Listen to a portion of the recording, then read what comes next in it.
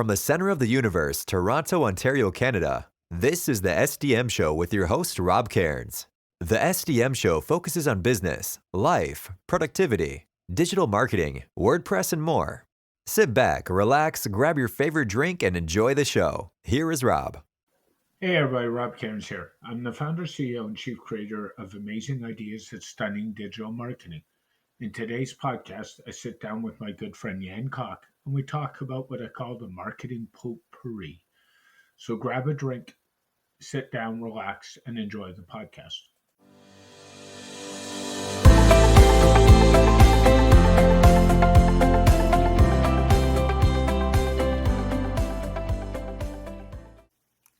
Hey everybody, Rob Cairns here. I'm here with my good friend Jan Koch today from Germany. How are you today, Jan? Hey Rob, I'm doing amazing. How are you? Doing well, and thanks for joining me. It's been a long time. Before we went to record, we were just doing a bit of a life catch-up, as I call it, weren't we? Yeah, so it's all good. So today what I wanted to talk about is really marketing, and you've changed the way you're marketing, and let's dive right into it and dive into email lists. What have you found with email marketing? Email marketing is such a beast. To set the stage for everybody who's listening, I've bought a business that came with an email list this year, and that email list hadn't been nurtured properly for the past year and a half, I would say. So it was pretty much dead.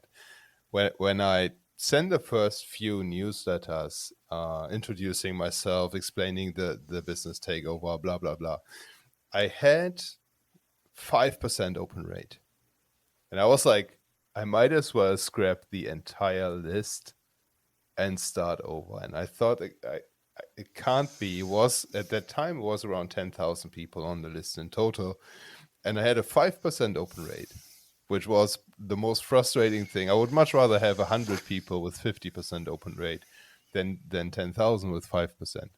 So I spent months trying to warm up that list, sending emails that nobody was opening, nobody was clicking on them, not producing any ROI from that email list whatsoever. No matter what I tried, what types of topics I sent in the emails, if they were educational, if I was announcing a webinar, a live training, doing some affiliate stuff, promoting the course of Virtual Summit Mastery, it was pretty much feeling like I was talking to a wall.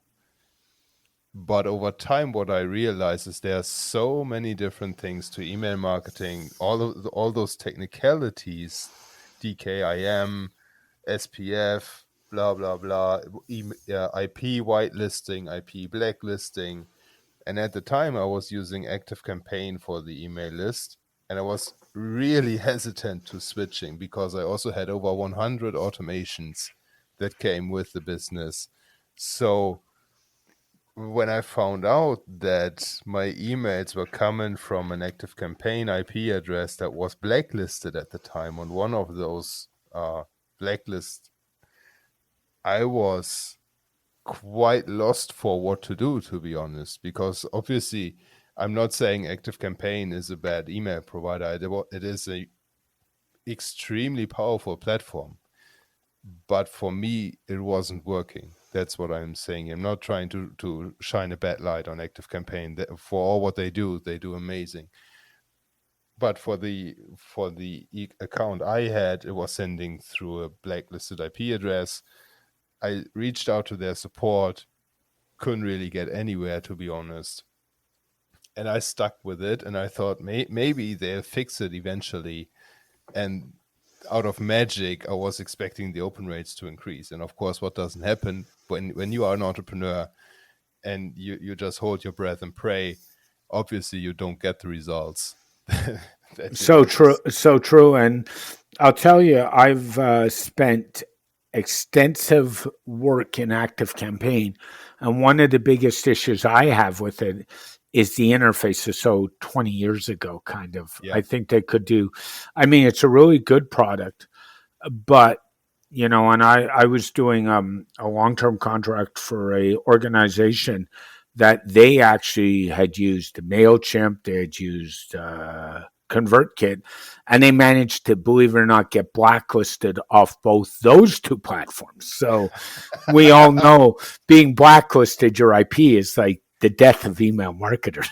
It is, yeah, and you're right about that email and about that interface with ActiveCampaign, but then the automations, what you can do with them, they're so damn powerful. And for the virtual summit automations I had, people would sign up, they get a custom field with the summit start date, and then everything happening in that automation was triggered by that custom field that included the summit start date, which was brilliant logic, but then doesn't help and the emails don't get delivered, right? So true.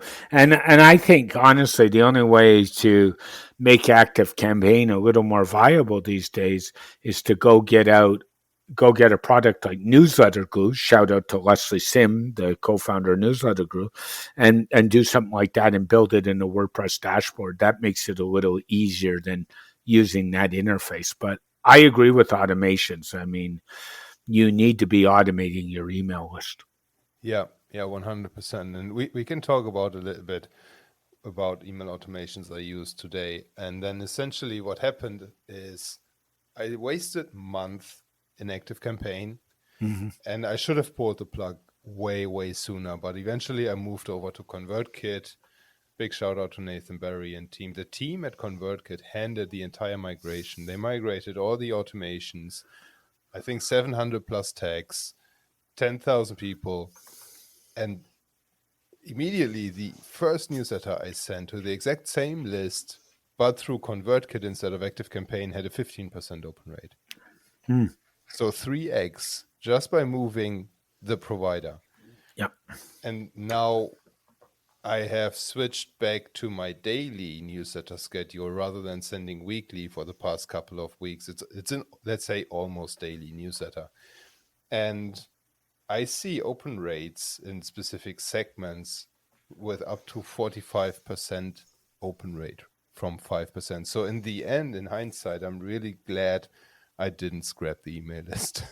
Yeah. So, and for those who listening, 40% open rates are unheard of. Like, and I think we're talking. Not for you, Rob, but industry standard is like what, 18, 19, 20, something like that? Yeah, I was going to go there. So my rates over the last little while, I run an average of about 60%, and people say, how? And the reality is, A, good short content, but B, you got to take care of your email list, and you have to give them what they want, not what you want. And that's a big deal. A lot of people write for themselves. And the third thing's consistency. I run my list usually once or twice a week. I always put one out on a Wednesday. And I'm moving consistently to twice a week. And it's just about doing the right thing and giving people what they want, right? I mean, there's not rocket science to it. So true. And I had an interview for List Building School before we had this conversation. Yeah. And it was with an email copywriting expert called Summer Ways. I'll shoot over her Twitter link afterwards, or please put it in the show notes because she's really good. Sure will.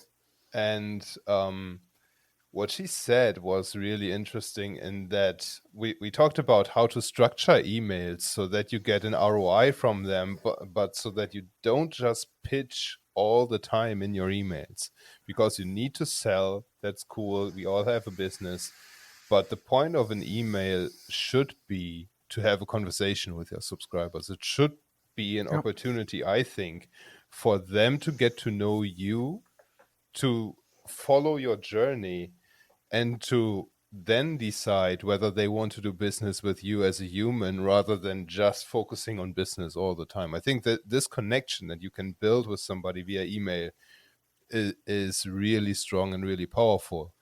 And what she said is, when we talked about subject lines, for example, I told her that I was experimenting with all sorts, long subject lines, short ones, funny ones, emojis, invoking fear or anxiety or fear of missing out, or invoking positive emotions, all these things that you can do with copywriting.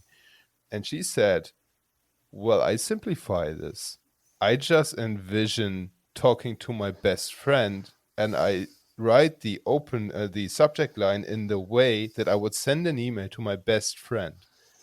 I write that subject line, then I write the body of the email, and eventually I catch myself going in a different angle, and then I rewrite the subject line afterwards. Yeah, I would agree with that. I'm not a big fan of clickbaity subject lines. I know copywriters will try it, marketers will try it. I personally think if you make your subject line clickbaity, you actually hurt the trust factor of your email list long term. Yeah. So I don't like to do that. I typically, the way my email structured is, I always have a big story in the marketing space at the top. And so I always highlight whatever the big story is in the subject line. And then I have like business tips and podcast recordings and things like that. And you can imagine what the big story was this past week was the big website hack problem that's going on worldwide right now. Yeah. So that, I mean, it's hard to ignore that one. But my people who read my list know exactly what to expect. They know exactly what the format's going to be. They know exactly what the layout's going to be. And it's so crucial. And that's hard. And being consistent.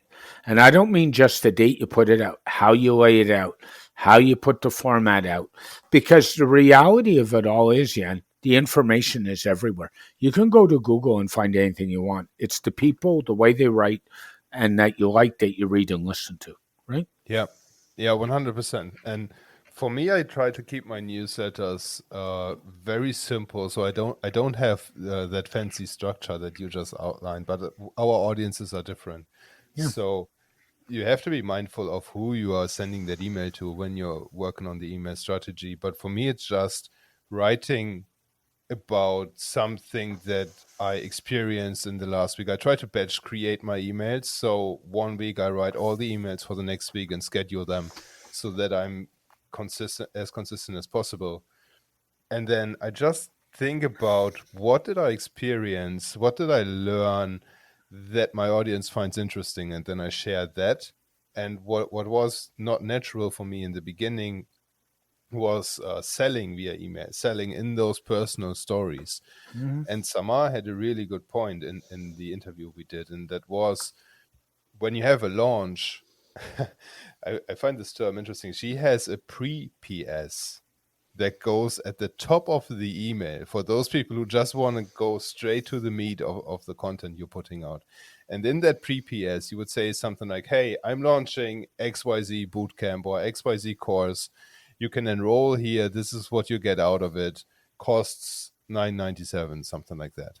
So people get that message without reading the entire email, which saves them time. So you're doing them a favor. Then she would transition into the email body where she tells a personal story. No pitching in that section. And then she has a footer in the email that stays the same for every email, listing her products, who the products are for, and what results people can expect from purchasing their courses and something like that. Mm-hmm. And I found that really interesting, because then what do people do? When we open emails, we skim through them at first. We don't read them. So we look at the top of the email, which is the pre-PS. We look at the footer, which is the PS or something else that can stay there in every email. You can just hard code it to the template if needed. And then if we find the headline or the subject line interesting, we might eventually read the entire email body. And I found it very cool that Samar gets really good results from the structure where you tell a story without selling, so you don't feel like you're pitching all the time, yet you have your offers included in every newsletter. Yeah. Let's jump into automation for email, because we know that's cruel. I learned a lot of the way I do automation in the system I use from a gentleman by the name of Paul Toby. And for those who don't know, Paul is the father of Adrian Toby, who developed Groundhog. Paul runs a a digital agency in Toronto called Training Business Pros. And back about 6 or 7 years ago, I did a couple Infusionsoft courses through Paul. And it's not so much about Infusionsoft, it's about the system that Paul teaches. And one of the problems I have with automation is most people, clients I look at their sequences and I say, okay, so where are people in their sequence? And they look at me and say, I don't know. What are your thoughts on automation? It's such a good point. I agree. And there are a few things that you have to be aware. I think everybody who builds a list should leverage automation, but there are a few things that you should automate in any case. And that is, for one, the nurture sequence. So when somebody signs up, the first thing you do is you put a tag on them that says do not disturb or in promotion or something like that, so that when you send your regular newsletters, you exclude everybody who has the tag that they are in the sequence, so that you don't flood them with emails. You don't want to have somebody who's just signed up going through the nurture sequence to get to know you. You don't want to confuse them with your weekly or daily newsletter. Then I asked Samar today how she would structure a nurture sequence that is supposed to sell, so that it is supposed to drive ROI. And she had a brilliant answer to that I never thought about, which is, why not break down the sales page of whatever you offer and turn that into emails? And I thought that was such an interesting perspective, because you have usually some framework on your sales page, like the PAS, Problem, Agitate, Solution framework, or you have AIDA, Attention, Interest, Desire, and Action. In some way or form, the sales page usually restructures these copywriting frameworks. Why not break the content on your sales page down, rewrite it as emails, and then obviously for more affordable products, you can get away with cheaper, with fewer emails. And then when you sell a course for like $2,000 or something, you would probably need 7, 8, 9, 10 emails, or get them on the phone in the first 3 or 4 emails, so that you can sell them via the phone. But I would love to hear your thoughts on that, Robert. What do you think about that process? I think it's a really good process. It's one that a lot of people don't think about. And I think that's really important. I think you have to do what works for you as a business owner. So if you're finding that process works well, I would just kind of keep going on that, to be honest with you.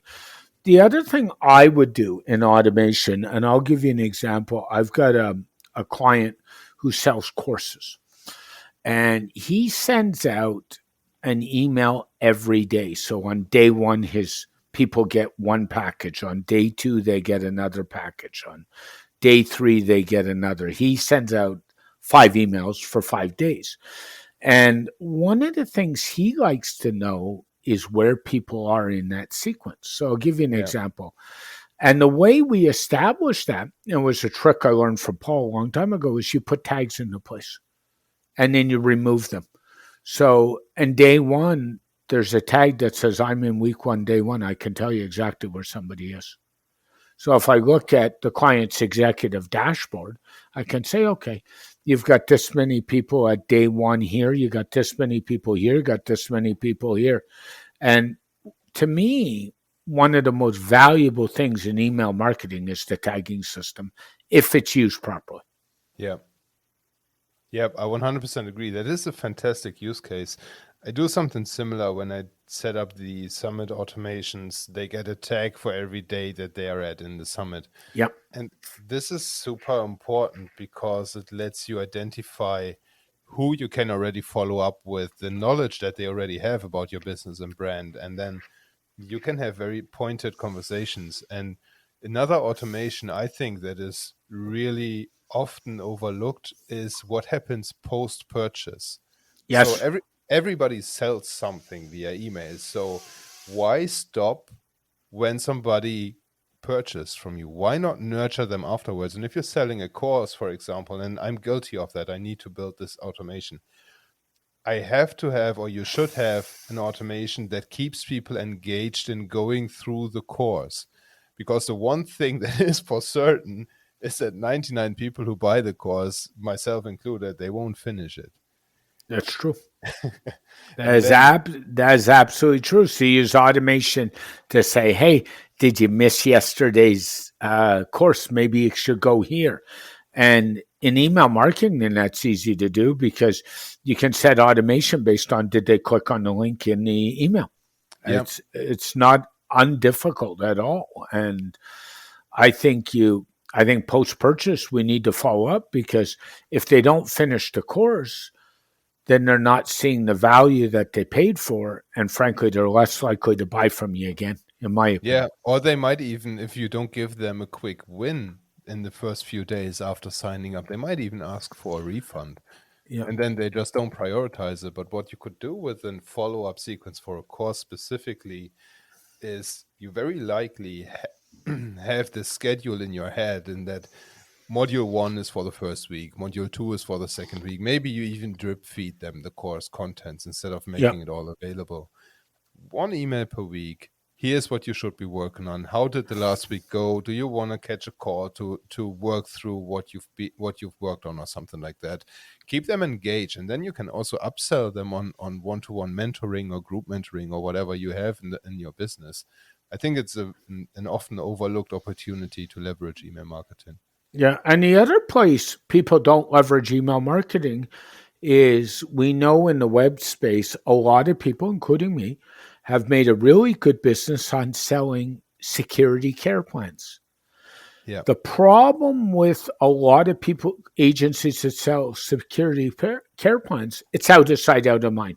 They do your WordPress updates every week. They sell you. They never email their clients. And I email my client list not every week, but every couple of weeks to say, hey, by the way, this is what I've done for my care plans this week. This is what the trends we're seeing. This is what's going on in the space. Because if people see out of sight, out of mind, they get a bill at the end of the year saying, here's your $2,000 bill for next year. And they say, but I've heard nothing from Rob. Why am I going to bother? Even Yeah. though you've done all that work. So you need to leverage email marketing to stay in touch with existing clients because we know the cost per acquisition, the CPA, is less for an existing client than for a new client. Yeah, this is such a good point. And it comes down to the essence of email marketing that we spoke about earlier is the connecting with people. And what many forget is that there are human beings reading your emails, and that even if you have, let's say, 200 people on your email list, you can help 200 people. And just 20 years ago, reaching 200 people was very, very expensive. Yep, it's And true. now you can just write an email and people get it. And let's go to one more thing. I saw a tweet from you a couple of days ago, maybe a week ago, maybe in the last couple, because I actually do read your tweets. I appreciate that. You and I are both friends of a mutual friend by the name of Jason Rez on Twitter. Jason's been on the show, and Jason is really as passionate about this stuff as we are. And I was joking how I screenshot Jason's tweets. I'm just going to write his book for him and be done with it, and make him write that book because he's such good at it. And you had posted a tweet and you said, "I keep." It was something along the lines of, "I take my unopens of my email list and I resend to them." Yeah. And why do you do that? Because I do the same thing. So, what's Yeah. your take on that? Yeah, it is for me, it is a way to increase the open rates. And frankly, what happens with my email list is when I have like 8,000 people on my list right now. When I send to all 8,000, I have an open rate of, let's say, 17, 18%. I resend to the unopens on the next day if I don't have a newsletter going out already. That would add another, let's say, 6 to 10% to the open rate. So another 50% roughly in overall. When I do that with my engaged subscribers in ConvertKit, you have this automated segment called cold subscribers, when you exclude everybody in that segment, the reverse logic is you have your engaged subscribers. And when you send to that segment, I get an open rate on the first email of around 35%. So way, way better. And then I send to the unopens in that segment, I add another 10%. So on average, when I do this for the engaged subscribers, I get over 40% open rates. And what you have to be careful with this, though, is, first of all, you have to change the subject line. Otherwise, it won't do any good, because people ignored the first subject line. Why should they click on it when they see it again in their email inbox? Yep. You don't have to update the email body because they've never read that. So they won't know that you've sent them the same email twice. And then I had a conversation about that, I think on Facebook a while ago, where somebody told me that it wasn't a good practice because it was annoying. Paraphrasing here. And she said that one should wait at least 3 to 5 days before sending to the unopens. And I said, well, I do it after 24 hours because of the tight schedule that I have for my newsletter. Yep. And I think it is something that comes back to what you earlier said. Do what works for you and do what works for your market. Mm-hmm. So if your market tolerates that you send them a daily newsletter, and I was surprised to see the open rates go up when I increased the frequency, why stop doing it? I would agree. I resend mine. So on my Wednesday newsletters, I resend on Friday. So I wait 24 hours. And, it's funny. There's a reason I send out on Wednesdays. One of the things I always include in my newsletter is the link to the iTheme security blog with all the security vulnerabilities, so people can understand what's going on in the wild. So I can guarantee that my email will never go out till that is published on Wednesday morning, because it's all ready to go. I just have to insert the link and the number. And I make that change on the fly. But I find for me, Wednesday works well.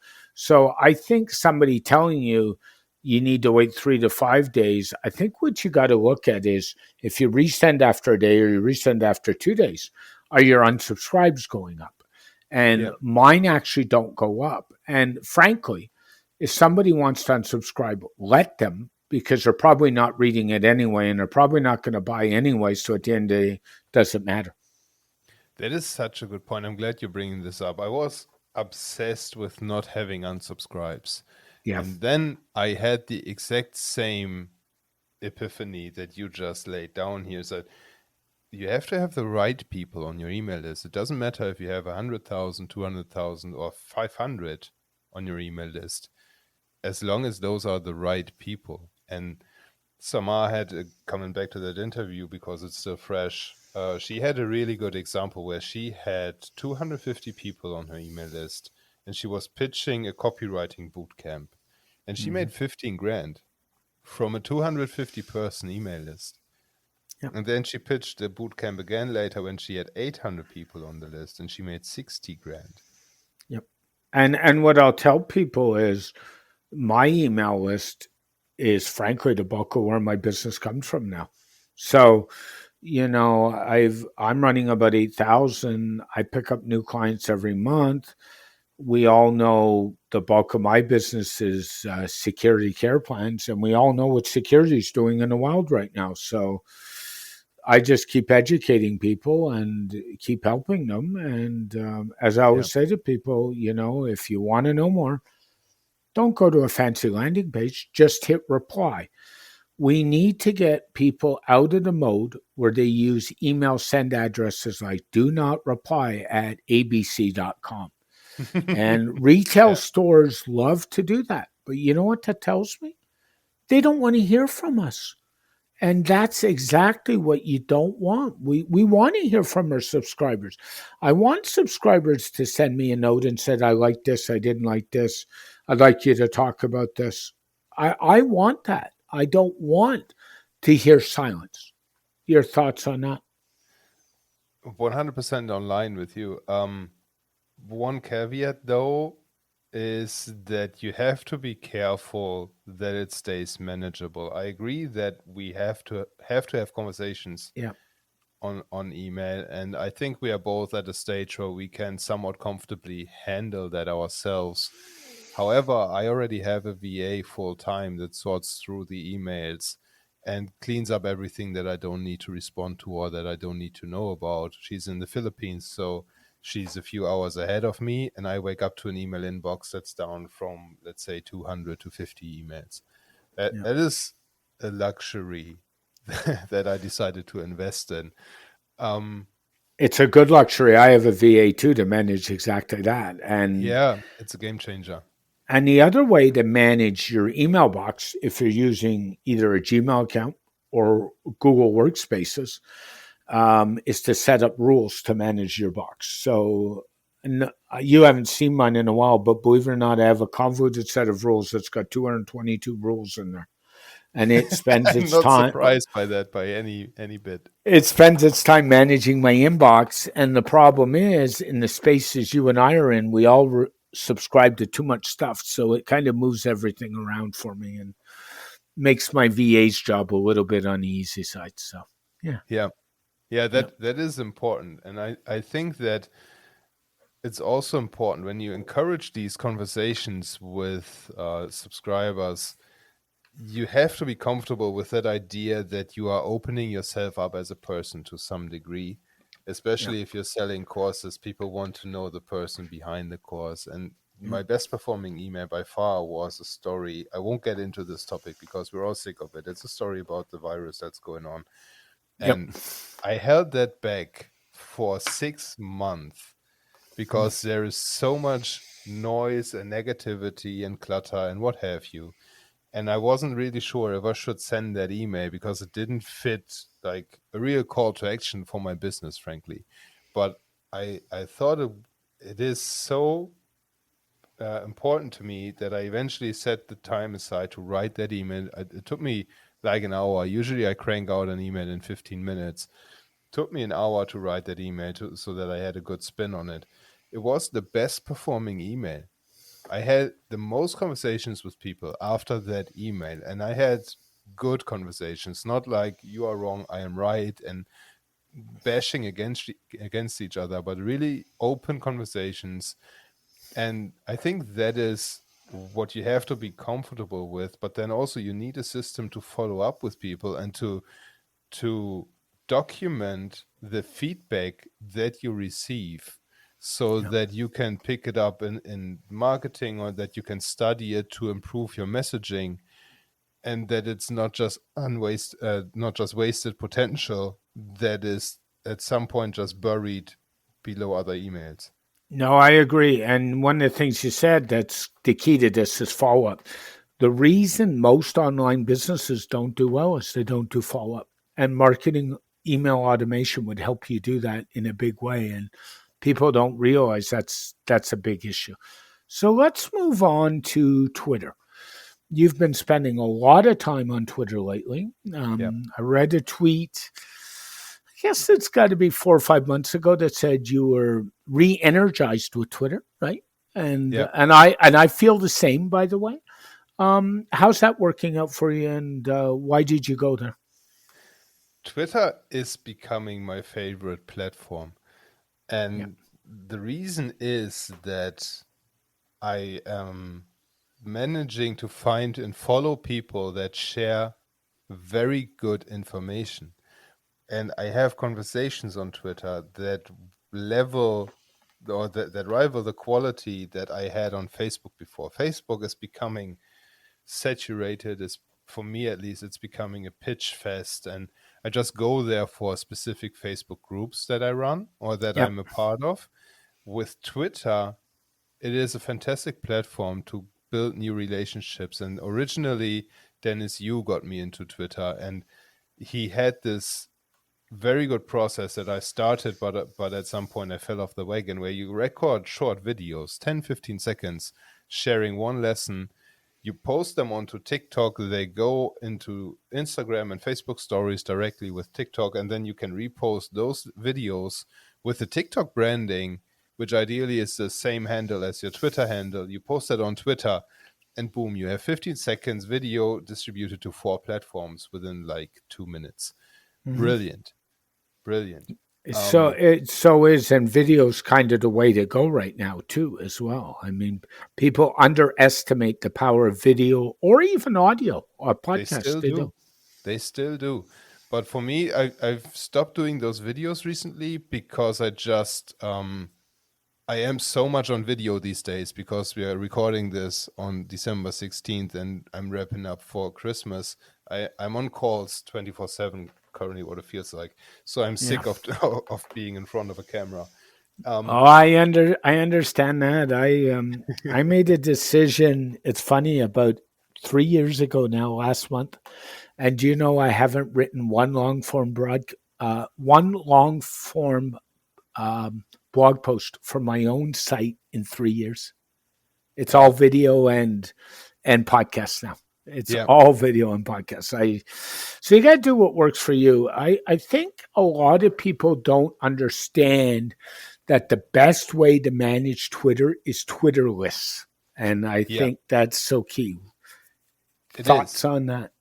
Twitter lists are key. That is what I found for myself too. And then what I'm currently building up as a habit, and I probably will get to it seriously between Christmas and New Year's Eve when the business is shutting down and I'm working on the business more than in it. I want to set myself a habit of commenting on at least 10 to 15 threads or posts on Twitter, following maybe 5 new people and trying to build relationships with them, and then posting at least twice on Twitter. I think that will compound quite a bit. And with those lists, what I found works really well is you just engage in conversations that are already happening. And if you have something to say, people come to your profile and people start following you. And then what I also see happening a lot is Twitter threads. Yes. And then those are a beast in themselves. And I haven't yet cracked the code of writing good Twitter threads that get proper engagement, talking about 50, 60, 100 retweets or something. But I have less than 2,000 followers on Twitter, so maybe that doesn't help.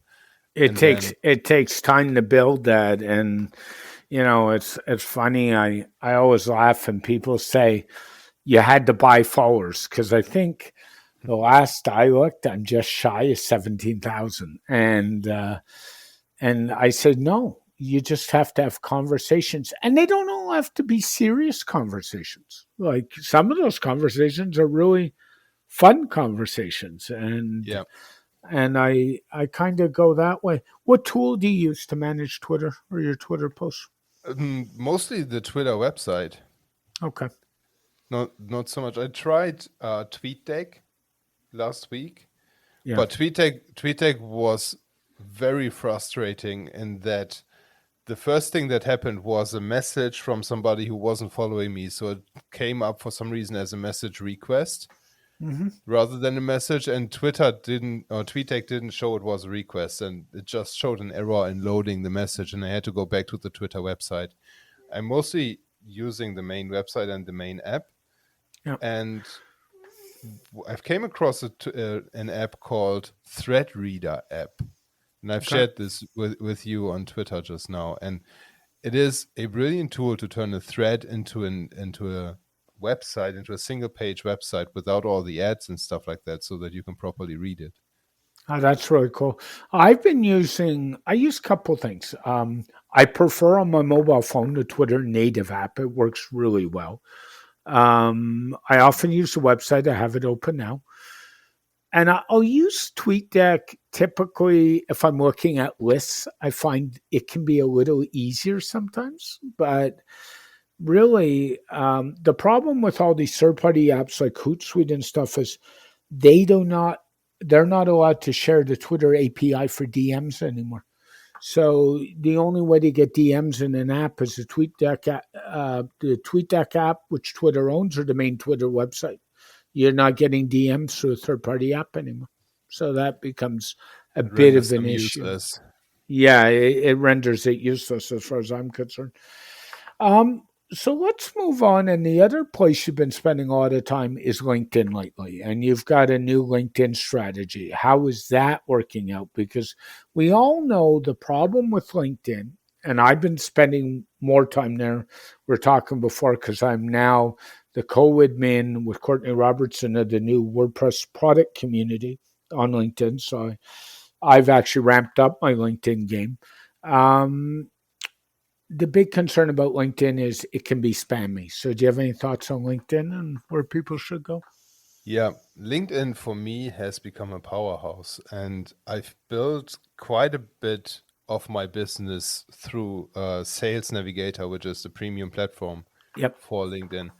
And what you can do there is you can send up to 800 in-mails, so messages to people who you are not connected with. And it works really well for me. What I do is I have my VA send messages to profiles that come up from a search that I've defined for my target audience. And I just try to get them on the phone. I just try to book a call, send them a calendar link of mine, and then we talk for 15 minutes. Sometimes we talk for 2 minutes because it's not a good fit. Sometimes we talk for an hour because it was a really good fit. And I've driven a bit of business via LinkedIn. I would say if I had an agency model right now that I wanted to scale, LinkedIn would be my go-to platform. I think it's rather easy if you have a good offer to sell high ticket via LinkedIn these days. Go ahead, sorry. That's okay. I was just waiting. I would agree with you. And if anybody wants to learn a little bit about LinkedIn, um, I have a really good friend of mine. He's been on the podcast. His name's Adam Franklin, and he's out of Australia. And check out Adam's Facebook group or check him out on LinkedIn. He's such a good source of what to do and what not to do. I think that works really well. But I agree. If LinkedIn's used properly, it can be like gold. And Yeah. one of the things you can do on LinkedIn, and I've done this, is you can target ads based on a person's occupation. Yeah. And there is no other platform that allows you to do that that I know of. And what you're going to find is you're going to pay more per lead doing it that way. But honestly, you get better leads out of it. So I think people dismissing LinkedIn and not figuring out how to use it is a big mistake, honestly. I agree 100%. And also what I would say is LinkedIn is, at least from my experience over the past 3 to 4 months, it is the best platform to get in touch with the big players, talking like Yeah. Fortune 500 companies and the people that work there. You can build so many epic relationships on LinkedIn that it is not even funny anymore. And I haven't seen that on Twitter because the big players like directors, managers, the people that decide about big budgets, they don't spend time on Twitter. They are on LinkedIn. And what you'll see is over the next few years, I believe, is that those people who run the departments and who build up these partner networks in channel industries between manufacturers, distributors, resellers, they all understand the power of LinkedIn and of building relationships. And what happens is I'm working on a virtual summit in this industry. That's what I'm talking about. I think with LinkedIn and the increased engagement that we'll see is that the overall results on LinkedIn will diminish eventually, same as it did with Facebook. The early movers always get the advantages. So I would say if your audience is B2B, get on LinkedIn yesterday. It's Yeah. really important. Yeah. And don't get yourself involved in the standard uh, practice of sending people messages saying, buy my product, and then you wonder why you get told to go away. Take the time to actually build those relationships because Yeah. that's what's going to make you successful. And it's a long term game, it's not a short term game by any And means. it's really easy to do if we're honest. All I'm saying in my cold outreach on LinkedIn is I think you have an interesting profile. I would love to connect. That's the first message. And that gets me from 100 I would say I get around 20 connection acceptances. So Yeah. that is not too bad for LinkedIn, I think. And then you follow up with them, tell them what you do, they tell them what they do, and then eventually you book a call and you see if you get along well and if there is synergy to be explored. And if not, at least you had a fun conversation. Yeah. And it might not lead to anything directly, but what people don't realize is person A might know person B, who might know person C, and you know where that conversation goes, right? So Yeah. I think what people got to realize is they got to stop getting out of this, short term stuff. And I have to tell you, ever since I took on this role of one of the co-admins of the WordPress product community group on LinkedIn, my LinkedIn messages have been off the chart lately. So the advantage of that is I've got all kinds of people coming to me right now, and that is blowing it up. I spent last week in private message hell. It's my podcast, so I can use that word. but I did, and I laugh about it. But it was to be expected, and it's just there was a lot of good conversation going on. But it's just you got to manage it. And to me, the only way to manage LinkedIn is on the native platform or on the app, not using a third party tool. I Yeah, don't I think it agree. works well. Just right now, I had a message coming back to me from a lead that I reached out 2 months ago, and he asked me for my email address because he wanted to send me follow-up information that I needed for a proposal. That's awesome. That's absolutely awesome. 2 Yeah, months later, folks. So there you go. And then the last thing I wanted to touch on a little bit with you is live stream. And you and I both love to live stream. I think you're using StreamYard at this point, correct? yeah. And I have been playing with Melon app. I should say I just bought the lifetime deal for Melon app on that site called AppSumo that we shall not talk about. But they both basically work the same way. What to you is the biggest advantage of live stream? The direct engagement Yeah. that you get. I just love live streaming for the connectedness that you achieve with the people watching. And on the same side, it is very frustrating if you announce a live stream, nobody shows up. Yep. But that is also a learning experience that you just inevitably have to go through. At some point, it will happen. And what you'll see with live streaming is you can have really good conversations, and people appreciate it when somebody who is in a video directly responds to their questions. Yep. It's so true. And the other thing about live streaming is it's engaging with the chat if you choose Yeah. to do that. So and the worst part about live stream, and I'll tell you this, is having a bad internet connection. So we went through one a couple of weeks ago where I sat down with Devinder, Todd, and Ryan, and we did a WordPress year in review. And I was hosting the live stream right when Rogers, in the middle of the day, decided to push out router updates. So this is not funny. I was good until we went to record. And the first 20 minutes, my video was good. My audio was in and out. And we know what that sounds like. Yeah. But the content was so good, we just kind of rolled with it. And testimony to Devinder, Todd, and Ryan, they knew I was having an issue and they just rolled with it. And then my audio for the last hour, the hour and a half, stabilized and went from there. But those technical challenges unfortunately happen. And that's the reason a lot of people don't like to go live, is they don't want to deal with those technical challenges. And I think you just got to roll your dice and deal with them, to be honest with you.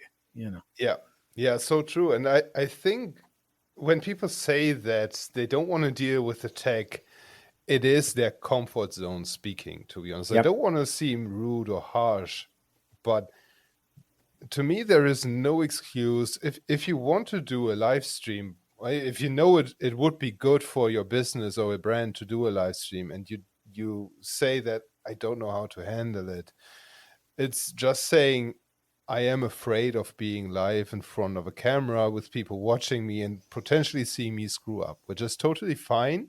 It is something I get nervous for every live stream, and I've been doing them for years right now, and I think this just never goes away, and it's part of the fun eventually. Yeah. But the tech is so easy these days. Yeah, I would agree with you. I even get nervous for I do podcasts, even with people like you who I know well. I mean, it's one of It's the human. I had a debating coach back in high school, like 40 years ago, and we were having dinner a couple years ago before the pandemic. He's long since retired as a teacher, and he said to me, "Do you still get nervous every time you speak?" And I said, "I do." And he said, "That's good because it shows you care about what you're doing." Yeah. So, and one of the best resources out there, I think, is our mutual friend Ross Brand on Facebook. His live stream resources are like amazing, and he's Live stream universe. Yeah. live stream universe, and he's written an amazing book, which I have. I have it in both PDF and hard copy. So I've bought the book, and if you want to learn, like follow Ross, he throws tips, he throws tricks out there. He throws how to do's, product reviews, all kinds of things.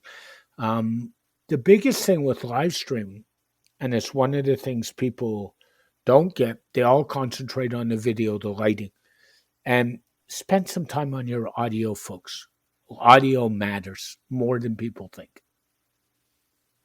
Yeah. I had this conversation with a mentee this morning. I'm really proud of him. He's a Virtual Summit Mastery student, and he is in Pakistan running a Virtual Summit in the bath textiles imports industry. And this is as niche as it gets. And he doesn't have good internet, or at least not the internet that we are used to in Europe or in America. And he still does a virtual summit. He still interviews experts that have, I think two of the bigger names that he has on the summit have a following of over 50,000 people on LinkedIn each, or LinkedIn groups with over 50,000 members. So by all means, they are big names, and he is going after them, knowing that he has a webcam. He uses the webcam from his notebook, no dedicated webcam. He has a simple Rode lav mic that he clips onto the collar. He has internet that only lets him do the interviews in 720p, otherwise the connection will go out. But he goes after it because he knows that it is good for the business, and that it also brings him forward as a human because he gets out of the comfort zone regularly. And I'm just so proud of this, because you just have to work with what you have. Yeah, it's so true. And like, to me, the platforms I would be live streaming to is, I think you still got to live stream to Facebook, no matter how much I hate Facebook, but that's Yeah. another story. YouTube's certainly worth it. Twitter, I've done well live streaming. When I did my WordPress year in review show, I did really well off Twitter. And the other one to look at, and they're starting to open up more, is LinkedIn. LinkedIn is starting to open up LinkedIn live streaming finally, and that's a big deal. I got access a couple weeks ago, but some of the apps are still a little buggy connecting to it, so it's still taking a little bit of time. So they're kind of the core networks I would concentrate on. And then there's, things like TikTok for short videos and stuff like that. So I think you gotta kind of realize that video's not going away, and try and work video into your marketing game just a little bit. Yeah, and what I would say is, use one format of content that works very well for you, that comes natural, Mm-hmm. and repurpose it into the other formats. If video works well for you, record short videos, get them transcribed, turn them into emails, into blog posts, into social media, Yep. into podcasts. If audio works well for you, start with a podcast. If writing works well for you, start with blogs or emails. Yeah, I wholeheartedly agree. When we did the WordPress and review show, the first thing I did was I took the video, stripped out the video, took the audio, and put it in a podcast feed with show Yeah. notes. And that was the first thing I did. And I'm about to do that this weekend with the social media year in review show I did on a live stream last week. And that will come out next week. Same idea. I'm going to reuse the content because people consume content in different ways. And one of the things I'm actually experimenting with in the new year is taking little sound bites like audiograms out of the podcast records and using those, and that will be even more interesting. So, there's all kinds of ways to reuse content, and I think people think it has to be this whole new work process instead of looking at what they've already made and realize people consume it differently. Yeah. Repurposing is the key. Look at everybody who's crushing it with their brands. They create content once and they leverage across 10, 20 different content pieces. Yeah, so true. What's your biggest takeaway if somebody wants to make a marketing splash on your business with everything you've done and we've talked about? What would you do first? If I were to make waves in an industry with my business, I would run a virtual summit. And that's not only because I sell a course on how to run virtual summits. The point being is when you do a summit, everybody knows it is a boatload of work, and it is. But with the right process, it's manageable. But you bring together well-known and trusted experts and tap into their audiences. You're not starting from scratch if you run a virtual summit. You have people recommending you. You have affiliates. You can go to other podcasts and blogs and have them talk about the summit as affiliates. And you just leverage the authority that people already have and assign yourself a bit of that authority by interviewing them. And then if you interview one, that's cool. If you interview 5, that's cool. But as soon as you get like 10, 20, 30 speakers on a virtual summit, even if you've never done interviews before, we all start somewhere. But the first few interviews will suck. That's okay. The 5th one will be okay. The 10th one will be great because you are used to doing them at that point. And when you get over this mental hurdle of, I don't know where to start, I don't know how to do it, setting up a virtual summit can add 1,000 people to your email list if you're starting from zero. And that is by far the biggest way I've seen, without trying to hit a viral piece of content and then doing that repeatedly, to build up a big marketing audience. Now, with virtual summits and the pandemic, we've all heard people are virtual summited out. What's your thought on that? Is it just they're saying this content doesn't resonate with them, so I can't be bothered, or is there some truth to that? There is truth to that when you have virtual events that are badly done. Then people have very low patience with those events. But it's the same for a webinar. When you have a webinar and the host isn't engaging, you drop out of the webinar. And it's the same for a summit. But if you have a summit that is relevant to the people that you want to reach, and you're not trying to reach everybody, then people still see very, very good results. We had, for example, last year, we had a few people in Virtual Summit Mastery that did multiple 6 figures from their events. And they had an established brand. They were running events for a few years beforehand. But they still got an audience, even though everybody said, I'm fatigued of Zoom and I don't want to be on Zoom calls anymore. But they attend virtual summits if they are done the right way. Yeah. And you've also written a book on virtual summits, which you can get on Amazon, correct? The Virtual Summit Mastery Method. And you can actually get it cheaper on my website. I've got the book in my Kindle reader. I've read it a couple times. It's well worth the read, Jan. I think Thank you. People should go get it if you want to learn a little bit. It's a good way to learn. virtualsummitmastery.com/book is the best place. /book. What is the best way for anybody to get a hold of you if they want to talk about virtual summits or what you're doing? To dip your feet into virtual summits, either get the book or download the free cheat sheet that I have on virtualsummitmastery.com. If you want to just banter with summits and crypto and other stuff, then ping me on Twitter at I am Jan Koch. Yeah. And harass him because he seems to be always there lately. But Jan, thank you very much for joining me. Have an amazing day. Had a blast, Robert. Thank you. Thank you. A very special thank you to Jan for joining me on this week's podcast.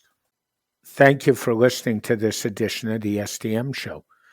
The SDM Show is brought to you by Rob Cairns and Stunning Digital Marketing. For more information about Rob Cairns and Stunning Digital Marketing, go to stunningdigitalmarketing.info.